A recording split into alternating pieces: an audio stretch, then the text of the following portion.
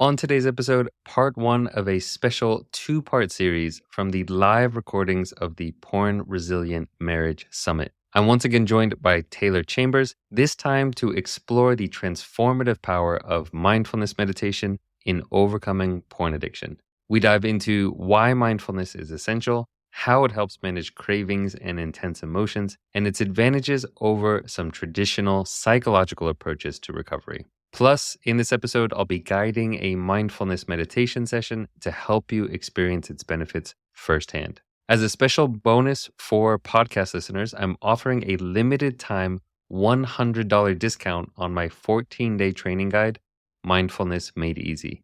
The offer expires at midnight on October 31st, so don't miss out and sign up today.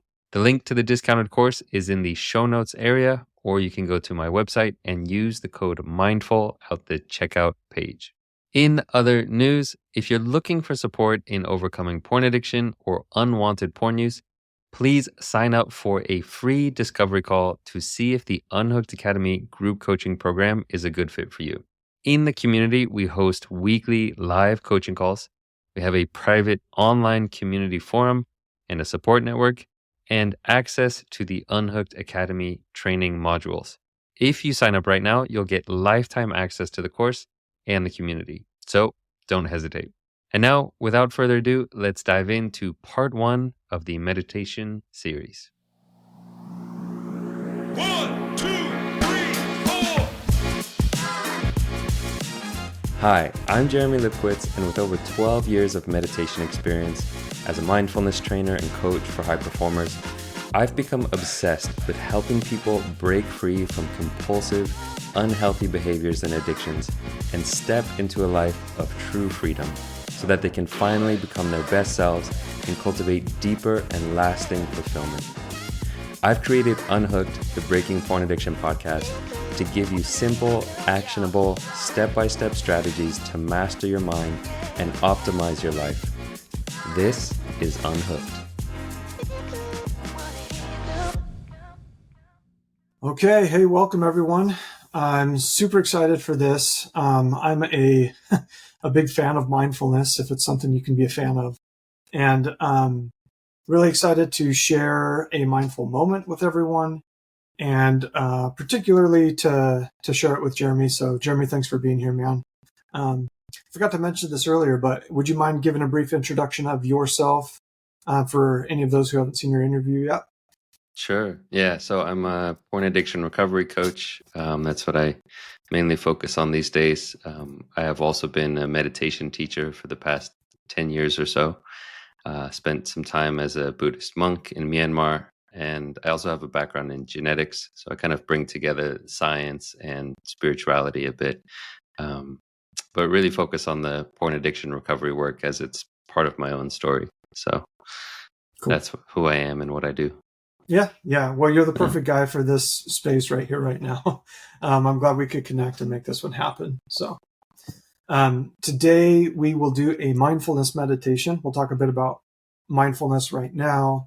And then in a couple of days, we'll do a loving kindness meditation, which are two different styles of meditation. And then last time Jeremy and I were chatting, I kind of learned even some of the underlying differences, not just a different approach for the same thing, but so that'll be interesting to explore next time as well. So, okay, cool.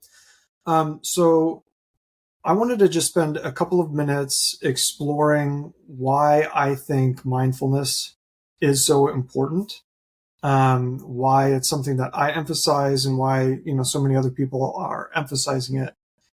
It's in this interesting place where it's becoming much more widespread. But I still feel like as a culture, like Western culture broadly, and even within our little culture of porn addiction recovery, we're still getting familiar with it. We're still trying to figure out what exactly it is that we're talking about here. So hopefully this is going to be valuable and helpful. So Jeremy's interview is worth checking out because we go into depth on kind of what that is. But one of the things that I've been thinking about with mindfulness recently is that you'll hear all the time that pornography is just the symptom of a deeper problem. And so, everyone is trying to go after the root cause. And in the discussion panel, we talked about that today and dug into that from a few different points of view of like what exactly is meant by root cause. And so we talked about things like trauma, even intergenerational trauma. We talked about things like simply the nature of pornography being something to get hooked on. So even if there isn't a background of trauma, early exposure or frequent exposure, particularly when we're young, can just really set a habit. And other things that we're taking a look at is in terms of like what's the root of this. Attachment theory is another lens. But for me, my understanding of mindfulness is like the root's kind of just right there in this like moment by moment experience. And it's kind of like this non-Freudian way of looking at it. Freud were kind of trying to like dig into the subconscious and unpack what's there and figure it all out. And, I do some of that. And I don't do Freud stuff directly, but, we do the exploration, the interpretation of what's going on. But sometimes what seems to help us most is just to cut to the quick of like, let's forget the history. Let's forget all the stories. Let's forget all the trauma. And just in this moment, what's happening right now that moves us from one step of our conditioning to the next step, which then, of course, sets us up for the very next step. And if we can start to really gain an observational awareness of how our automatic conditioning unfolds, we start to find these little choice points that of, kind of where we could branch off and do something slightly different.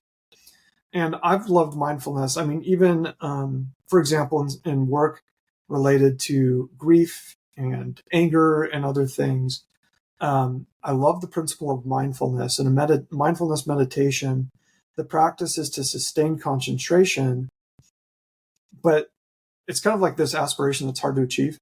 And so most of the practice is actually just returning our concentration to the intention, right? And that kind of returning after we've strayed just as many times as is necessary has really been illuminating for me in like, okay, I got angry. I don't need to go on a project of figuring out why that's a part of my character, where that came from in the past and what I need to do, therefore, to prevent all future occurrences of anger. Like I can just bypass all of that and just like, hey, that was a moment. I'm a little more conscious right now. I'm going to engage right now in the most resourceful way I can. So I'm talking, some of that is the mindful observation, and then some of that stepping out of that back into proactive action. But I really wanted to offer that as a potential route for viewers to be exploring. What is it that might be pulling you through the thread of it starts here with this trigger, then we go through these, pre-acting out behaviors. We act out and then we feel crappy and then we get back on the wagon and recommit to recovery or whatever. And just wherever we're at there, if we can be pausing and looking at what is the pull from this step to the next, I think there's going to be a lot there. So I wanted to offer that as an angle on mindfulness and why it kind of matters in general. So Jeremy, any thoughts or any other things that you'd want to share about mindfulness as it relates to this recovery business? Yeah, there's so much good in what you said. And I really love the, kind of the talking about how we don't have to go into this Freudian approach, to understand where everything comes from. We can just go straight to the source, which is, okay, what's going on in my mind right now? And that's a lot of what mindfulness is really understanding the dynamics of the mind and how it's reacting to certain experiences here and now. For my own recovery, I didn't actually do any kind of inner child work or any trauma exploration. So it's not necessary to recover. What is necessary is to go to the root of the addiction, which is that craving and that thirst, that wanting to act out. One just other tidbit that I'll say about mindfulness in particular, like part of it is this learning how to come back, the concentration part where we get lost and then we learn how to just start again. And that's a very important part. There's one other really important part to mindfulness, which is the way that we're relating to whatever's happening, which is the quality of our attention. And that's really important for mindfulness, which is, can we actually make space for whatever experience is arising? And that's particularly important around different emotions. If there's restlessness, if there's boredom, if there's anxiety, can we actually notice those emotions without pushing them down or running away from them or trying to suppress them, but actually making space for that experience? Because a lot of addiction is running away from experiences we don't want to be with. We feel boredom, we don't want to be with it, and so we run away into the addiction. We feel lust and we don't like that feeling, so we want to get rid of it by acting on it. And so learning how to sit with unpleasant emotions is a huge part of recovery. And that's kind of what we're going to be doing in mindfulness. Is we sit down, we pay attention to things just as they are, without pushing away the unpleasant experiences or trying to grasp after or hold on to the pleasant experiences. So I just wanted to add that in because it's a nuanced part of mindfulness, but a really important part of mindfulness. I love that. I'm thinking of yesterday, my wife had this moment of just like overwhelm and just like frustration.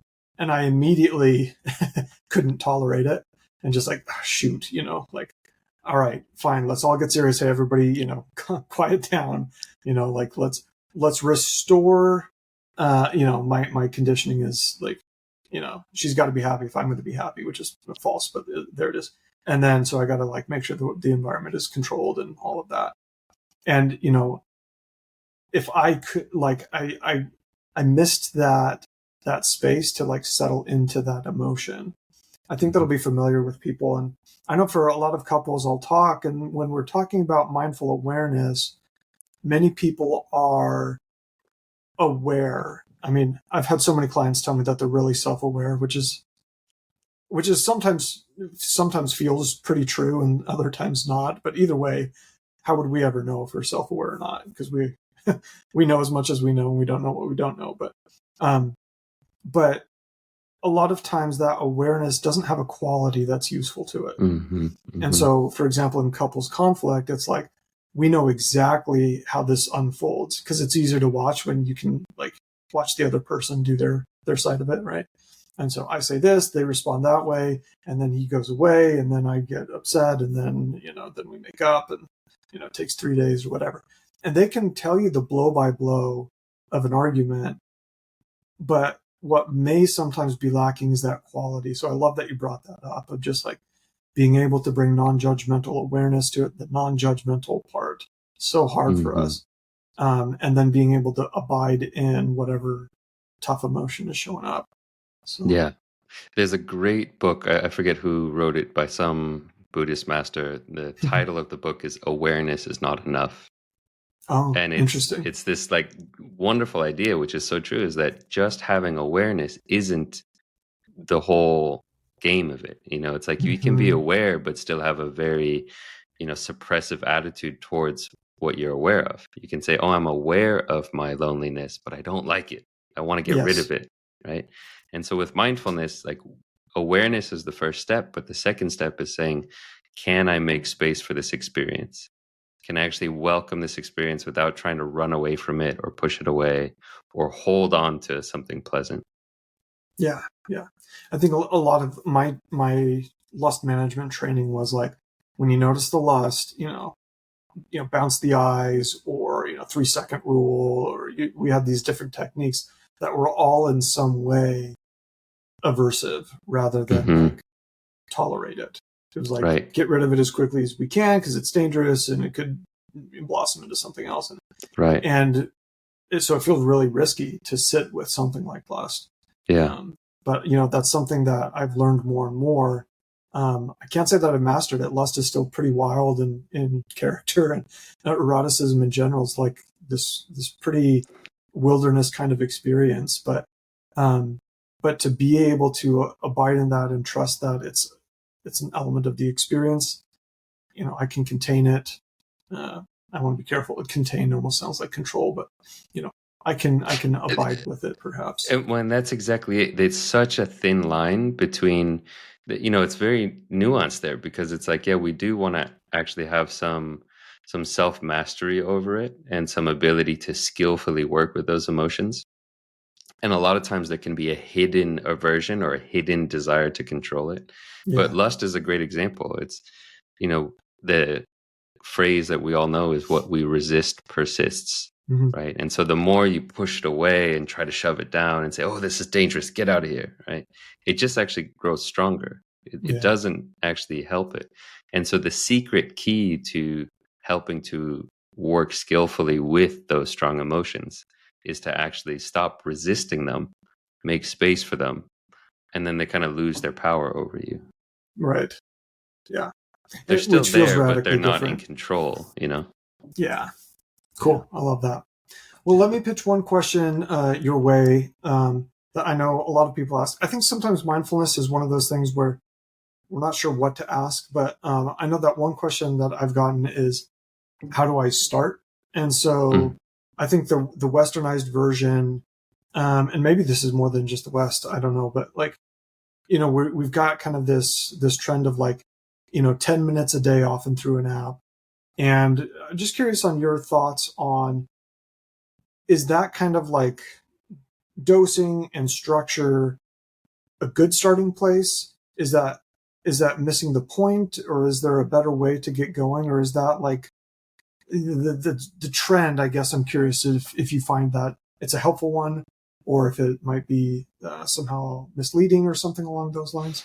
I think it's very helpful, especially if you're Mm-hmm. following an app or a course. I provided my course in the all Yeah. access bundle.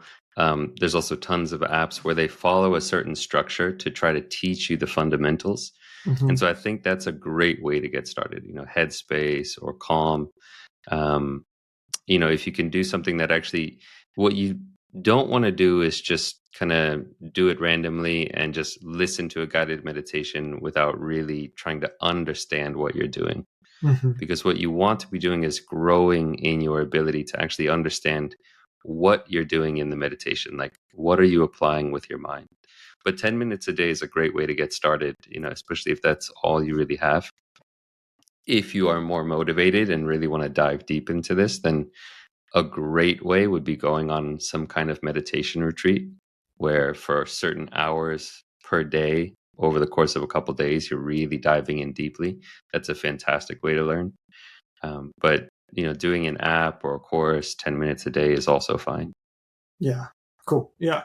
It's one of those things where we kind of like try and pack it into our existing life, which is, yeah, what else do we do? I mean, that's what we're up to. But hopefully it starts to seep into more of an overall perspective and overall Yeah. lifestyle. I mean, a great analogy is just like learning a language. Like you can learn a language by spending, 10 minutes a day on Duolingo, but your proficiency is not going to be as good as if you do an immersive experience. If you fly to Spain and spend a Right. month there practicing every minute of every day, you're going to learn much quicker than if you spend 10 minutes a day on an app, right? So if that's all Gotcha. you have, that's the best way to do it. But if you can do some kind of immersive experience to get started, that's a great way also. Yeah, that's a great way to put it. So I've been thinking more. You mentioned a 10-day retreat to me, and I'm like, yeah, I think I'd like to do that. So Yeah. I don't know I, when. I don't know if this will kind of like go against what I just said, but when I did my first 10-day retreat, it almost felt like all the meditation I had done up to that, like I didn't actually know what I was doing. Like I realized after the 10-day retreat that I hadn't really even been meditating. Hmm. Um, but that's why I think the quality of meditation instructions has gotten so much better since when I started, and that's why I created my course, is because Yeah. it's so important to learn the fundamentals. Like, what are you actually doing? It's not just closing your eyes and trying to block out your thoughts, right? It's not just Right. closing your eyes and thinking about your breath. There's actually some nuance there that's important. Yeah. Very cool. All Yeah. right. Well, now I thought we were going to be pretty brief there, but I love the discussion. So thanks for indulging me there, Jeremy. Um, Yeah. what I'll say is, if we'll jump into a meditation together right now, and then if any are interested in sharing their experience afterward, feel free to chat and let us know. And so I'll be asking about that, just a heads up, so that you can be paying attention. So, okay, all right, I'll let you take the reins, and I'll go along for the ride. Cool. So it just first in terms of posture, just sitting anywhere you feel comfortable, maybe sitting a little more upright than usual. A good rule of thumb is to see if you can lengthen your spine a bit. And then after you lengthen your spine, maybe relaxing the neck and shoulders. So finding a nice balance there. But anywhere you feel comfortable is fine. And then if you feel all right closing your eyes, you can close your eyes, knowing that you can also keep your eyes open if you prefer. And if you keep your eyes open, just have kind of a soft gaze towards the ground, so you're not looking around. So closing your eyes or keeping a soft gaze towards the ground. We can start with just a few grounding deep breaths. So breathing in deeply and exhaling, letting it all out. Let's do that one more time. A deep breath in, a long, slow exhale out.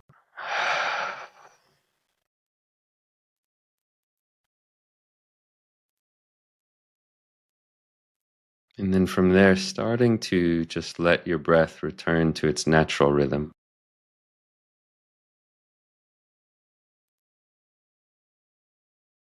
So letting go of any control of the breath.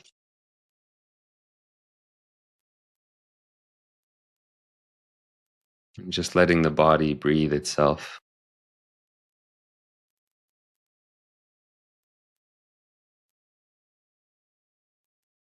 And it's very helpful at the start of a meditation practice to spend a minute or so just checking in with your body and seeing if there's any tension or tightness that you can relax or soften.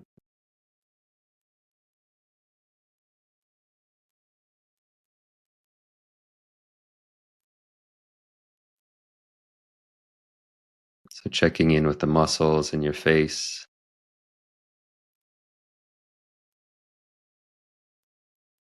Can you ease any tension?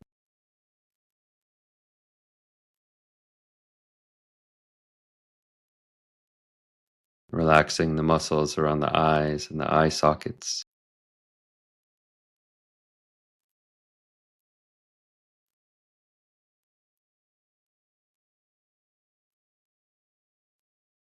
Relaxing the jaw.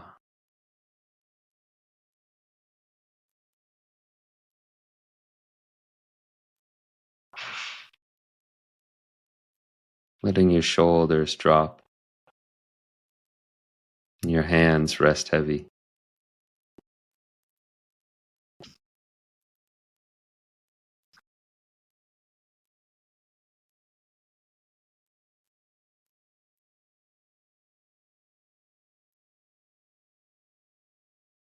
Letting your whole body feel relaxed and soft.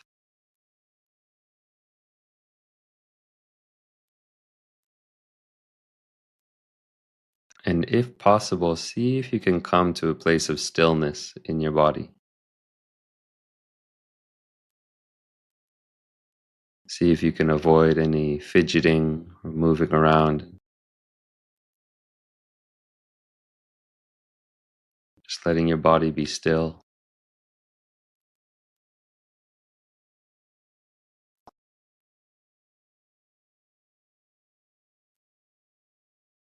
And then from this place of stillness, starting to notice your breath.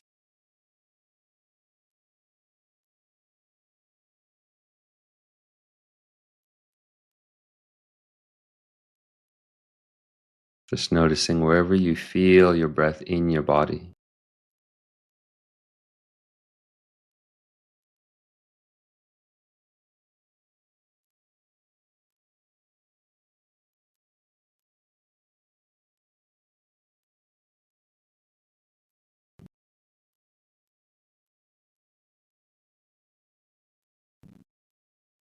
You might notice the feeling of your belly rising and falling.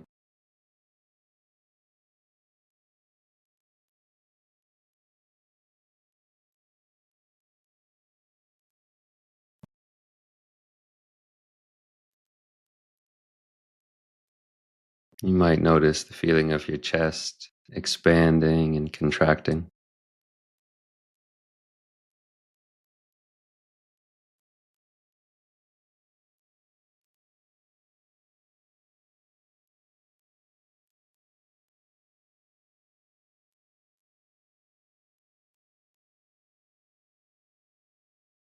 Or maybe becoming aware of the sensation at the entrance of your nostrils,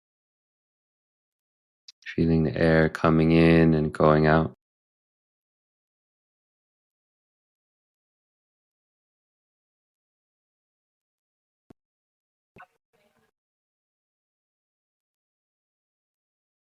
Wherever you feel the breath most clearly, just see if you can gently keep your attention there,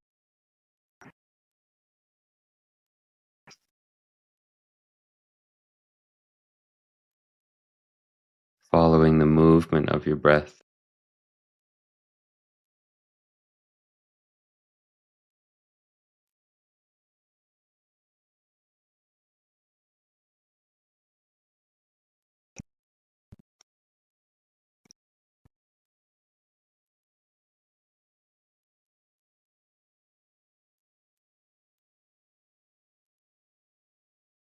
And again, important here to just let the breath be natural.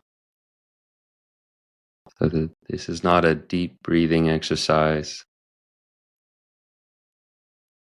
You're just noticing your breath as it is.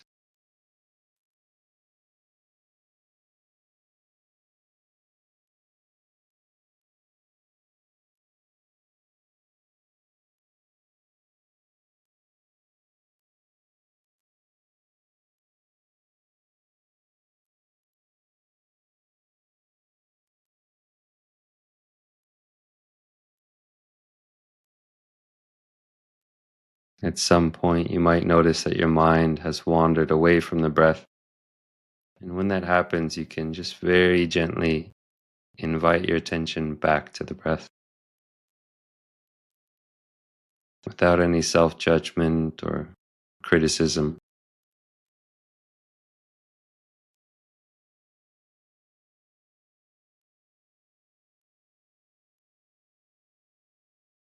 Very gently coming back,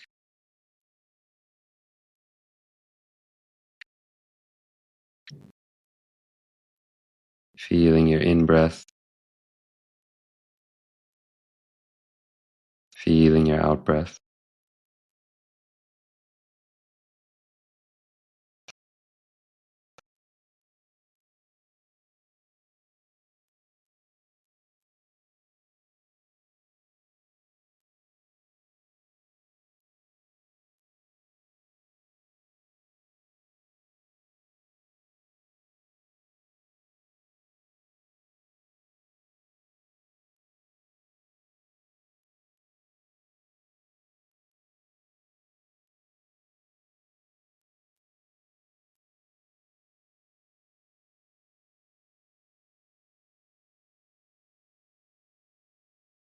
And again, when you notice that the mind has wandered, without any judgment, very gently bring yourself back to just feeling your breath.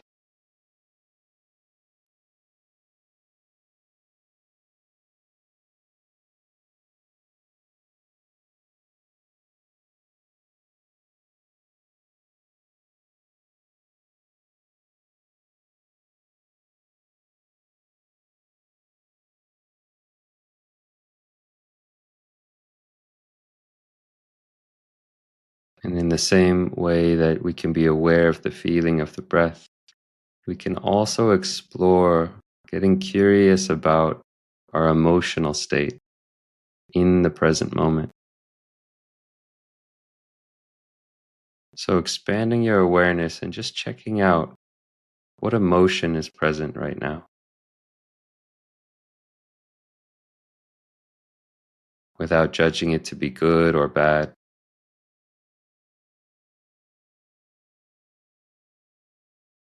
Maybe there's peacefulness, calm, stress, confusion.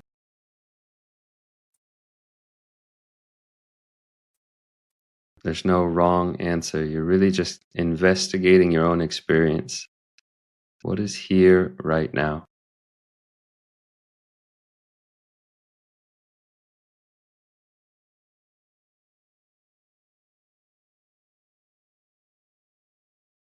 And if you're not sure what emotion is present, you can just make space for that, not knowing.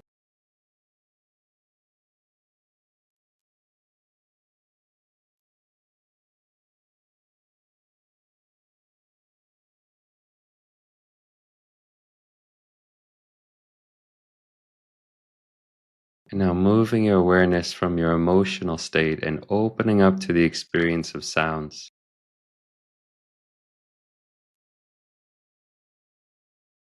Tuning into the sounds around you.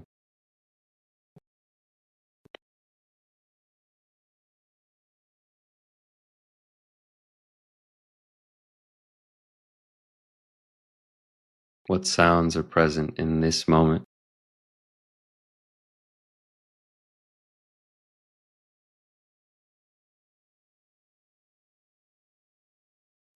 Maybe the sound of birds or traffic.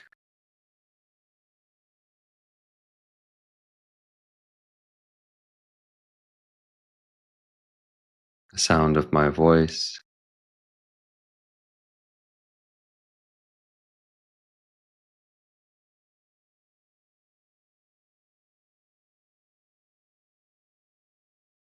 Can you be aware of the sound of silence?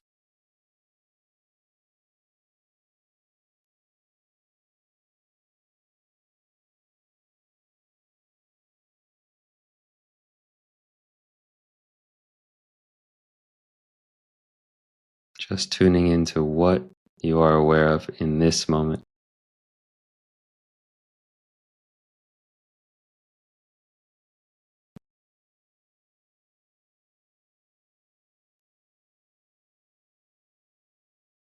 And now bringing your awareness back to your body.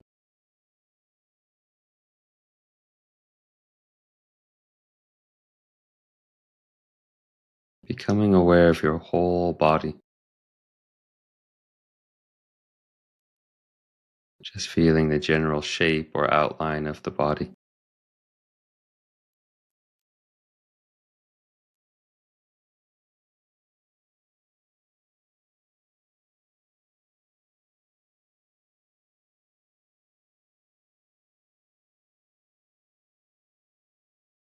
Nothing you need to do, nowhere you need to go.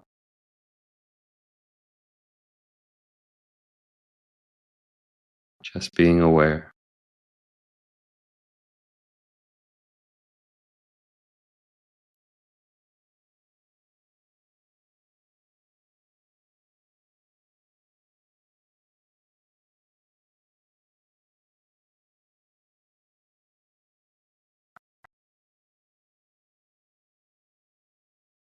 And then to bring this practice to a close, we can take a deep breath in and a long, slow exhale out.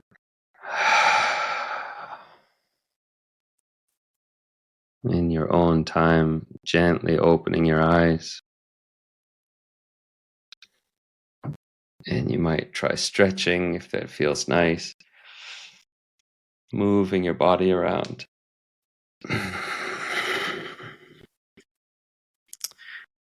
All right.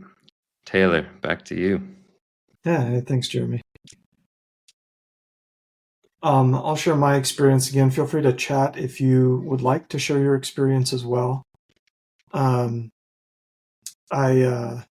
been doing some unstructured meditations of late, and the structure actually felt really helpful.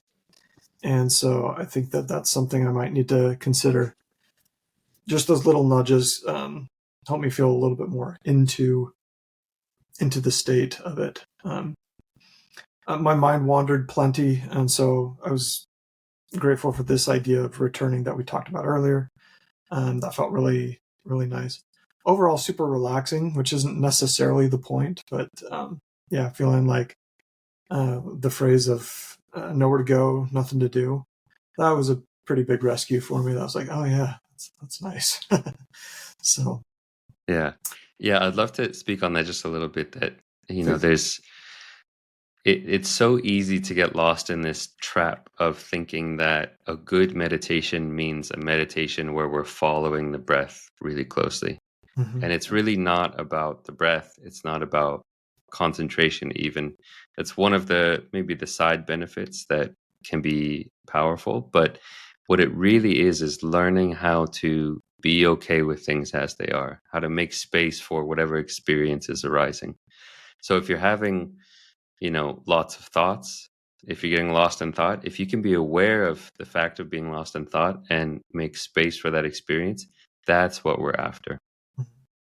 If you're Yeah, feeling sleepy, that doesn't matter. But if you can be aware that you're sleepy and be okay with it and just say, oh, I'm sleepy now, that's the quality of mindfulness that we're looking for. Because that kind of equanimity is what translates into the recovery world really well. yeah. This is where we kind of practice the fundamentals, so that in crucial moments or during our day, or any moment during our day, we can draw out these principles or these moments. Yeah. Yeah, when I was looking for kind of what's the emotion, and that wasn't really clear, and then you offered that idea of like, not knowing is an option here, and so again, that felt like, oh, okay, yeah, not knowing Yeah. is part of the experience as well, right? Yeah. So, Yeah. Same with sensations. Like if you're trying to explore, okay, what does my breath feel like in this moment? mhm. If you can't really feel the breath, I mean, the breath is a good one because you can almost always feel it. But let's say you're doing some body scan and you're trying to feel, okay, what does my right thigh feel like? If you don't feel Yeah. anything, like you can just be aware of, oh, I'm not feeling anything right there. And that's okay. Hmm. Yeah. Yeah. It really is just whatever is there. That's what we're acclimating to. Yeah. Cool. All right, everyone. Well, hopefully, this was a nice way to practice. For some, it might be an introduction. For others, a deepening of your practice. And it's not common that we get kind of the intro and kind of the outro that we got from Jeremy today. So hopefully that sets up and helps us kind of process the experience of meditation. So hope it was a lovely experience for everyone. So, all right. Well, we'll go ahead and close out. But yeah, this in theory is kicking off a good habit for you. So find a source, check out Jeremy's. What's it called one more time? Is it The Mindfulness Made Easy course. Yes, that's the one. Yeah, Yeah. Mindfulness Made Easy. That would be an excellent starting place. So be sure and check that out. Okay. All right. With that, we'll close out, and thanks everyone.